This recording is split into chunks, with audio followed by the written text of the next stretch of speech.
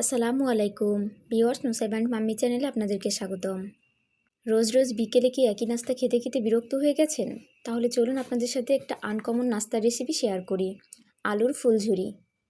ঘরে থাকা মাত্র কয়েকটি উপকরণ দিয়ে তৈরি করে ফেলবো আলুর ফুলঝুরি। ভিডিওটা না টেনে আপনারা সম্পূর্ণ দেখবেন। আলুগুলো এতটা মুচমুচে হয়, সস দিয়ে খেতে তো একদম অসাধারণ লাগে। আমি প্রথমে আলুকে ছিলে এভাবে চৌকো করে কেটে নিয়েছি। চারিপাশ থেকে ভালোভাবে কেটে নিতে হবে যেন একটা চৌকা শেপ আসে বা স্কোয়ার শেপের মতো আসে। এরপরে এভাবে চাকু দিয়ে কেটে নিব, চিকন চিকন ফালি দিয়ে নিব। কেউ চাইলে কিন্তু দুই পাশ দিয়ে কাঠি দিয়ে তারপরেও কেটে নিতে পারেন, তবে আমার কাছে এভাবেই সহজ মনে হয়েছে তাই আমি কেটে নিয়েছি। এরপর আবার অপর পাশ থেকে চাকু দিয়ে এভাবে করে কেটে নিব। খেয়াল রাখতে হবে যেন নিচ পর্যন্ত একদম কেটে না যায়, তাহলে কিন্তু জোড়া ছুটে যাবে। এভাবে করে চতুর্দিক থেকে কেটে একটা ফুলের মতো তৈরি করে নিব। আমি চারটাই কেটে নিলাম সুন্দর করে। এবারে আলুটাকে একটু ধুয়ে হাফ বাটি পানি নিয়েছি, পানি নিয়ে এর ভেতরে হাফ চামচ লবণ দিয়েছি। এরপর আমি এটাকে 5 মিনিট ভিজিয়ে রাখবো। যদি কারো হাতে সময় থাকে তাহলে 10 মিনিট ভিজিয়ে রাখবেন। এতে আলুর ভেতরের কষটা বের হয়ে যাবে আর লবণটা ভালোভাবে ঢুকে যাবে আর আলুটা বেশ নরম হয়ে আসবে।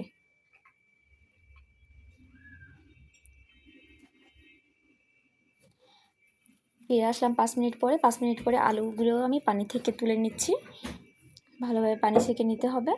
এরপরে একটা টিস্যু দিয়ে এভাবে করে চেপে চেপে ভেতরের সব পানিগুলো বের করে ফেলছি যেন একদম শুষ্ক হয়ে যায়।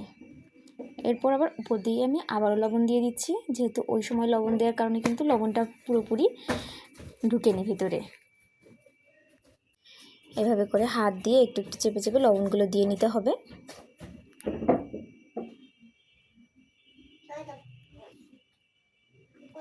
লবণ দেওয়া হয়ে গেল। এরপর আমি উপর দিয়ে দিচ্ছি ধনিয়ার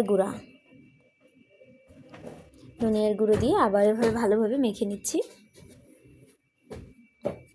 ধনিয়ার গুঁড়া দেওয়ার পরে দিয়ে দিলাম জিরার গুঁড়া। এখানে আমি ভাজা জিরার গুঁড়া ব্যবহার করেছি। জিরার গুঁড়োটা অবশ্যই দেওয়ার চেষ্টা করবে, এতে কিন্তু খুব সুন্দর একটা ফ্লেভার আসবে। এরপর দিয়ে দিচ্ছি হলুদের গুঁড়া। হলুদ দিয়ে আবার ভালোভাবে এভাবে হাত দিয়ে মেখে নিচ্ছি। চতুর্পাশটা একটু মেখে নিতে হবে। চাকু দিয়ে এভাবে করে একটু কেটে কেটে নিতে হবে, তাহলে ভিতর পর্যন্ত কিন্তু মশলাগুলো ঢুকে যাবে। এরপর দিয়ে দিব মরিচের গুঁড়োও সেমভাবে ভালোভাবে মাখিয়ে নিব আর ভেতরের দিকে একটু ঢুকিয়ে দেওয়ার চেষ্টা করব। বাসায় যদি কারো কর্নফ্লাওয়ার থাকে তাহলে সেটা ইউজ করবেন, তাহলে কিন্তু খুব বেশি মুচমুচে হবে।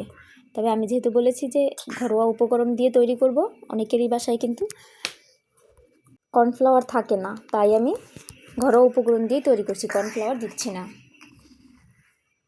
এরপর একটা কড়াইয়ে আমি তেল দিয়ে দিচ্ছি। তেলটাকে একটু গরম হয়ে আসলে এর ভেতরে আমি আলুগুলো দিয়ে দিচ্ছি। চুলার জালটা এ পর্যায়ে মিডিয়ামে রাখতে হবে।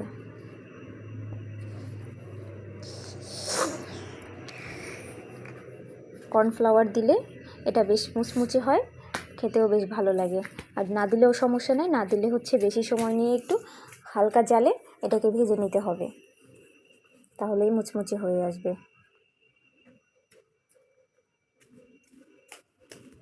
কেউ চাইলে কিন্তু একটু ভেষনও অ্যাড করে দিতে পারেন, ভেষনেও বেশ নরম আর ক্রিস্পি হয়। আমি অনেক সময় নিয়ে ভেজে নিলাম, লাস্টের দিকে জালটা কমিয়ে একদম হালকা করে দিয়েছিলাম, লো হিটে রেখেছিলাম। এরপরে কিন্তু একদম লাল লাল করে ভেজে নিয়েছি। এরপর তেল থেকে সেঁকে এগুলোকে তুলে নিচ্ছি। এই পর্যায়ে কিন্তু একদম আলুগুলো মুচমুচে হয়ে গিয়েছে।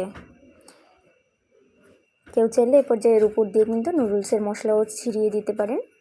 অবশ্যই আমি এটা সস দিয়ে খাবো, তাই আমি নুডলসের মশলা দিচ্ছি না। বাসায় মেহমান আসলে অথবা হালকা খিদে পেলে কিন্তু এটা একটা দারুণ নাস্তার উপকরণ হতে পারে। ভিডিওটা দেখার জন্য ধন্যবাদ।